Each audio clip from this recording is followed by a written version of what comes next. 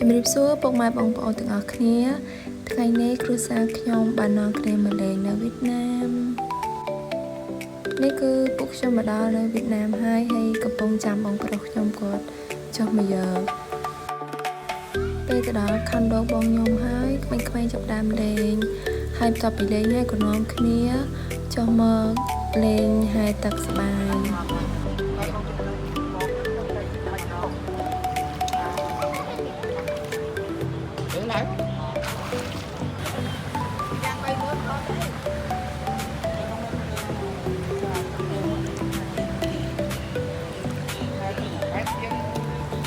បាយអត់មកសួរសិនសបាយអត់អេសបាយអត់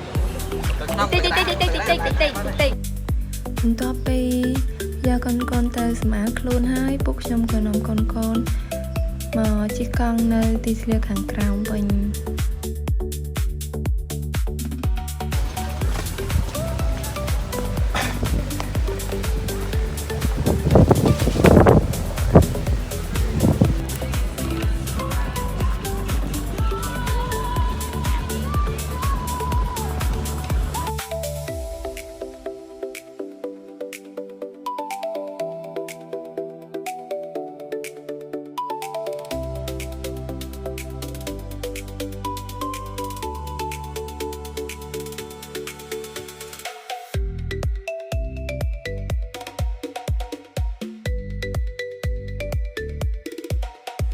ដូចដល់ព្រឹកបន្ទាប់ក្រោយពីក្រោយប្រទេសកូនខ្ញុំក៏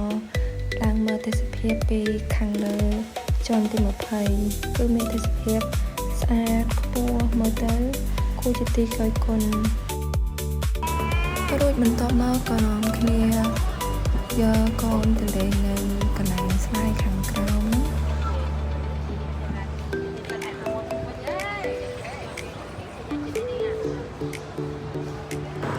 បន្ទាប់មកពួកខ្ញុំក៏នាំគ្នាទៅរោងចាំឡានក្រុងដើម្បីជិះទៅកន្លែងជិះរថភ្លើងព្រោះចម្ងាយពីឡានក្រុងទៅកន្លែងជិះរថភ្លើងនឹងជិតដែរឥ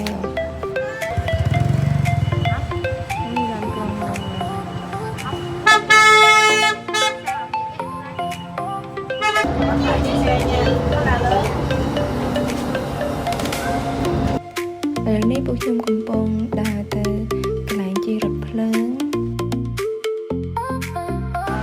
ហើយនេះកំពុងទៅចាំរថភ្លើងម្ដង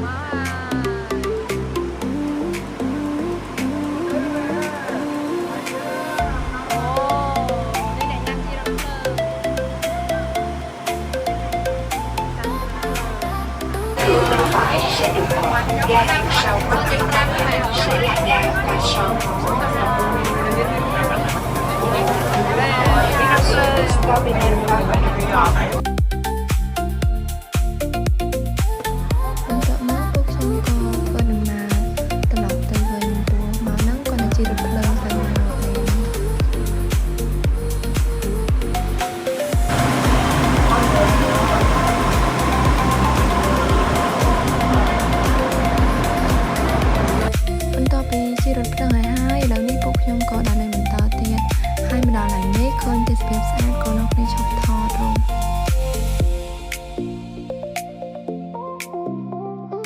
រួចមកពួកខ្ញុំក៏នាំកូនទៅកន្លែងក្មេងៗលេងមានច្រើនប្រភេទ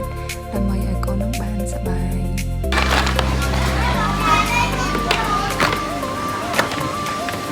នេះនាំកូនមកលេងឲ្យវាមែនកូនលេងណាឲ្យអ្នកលេង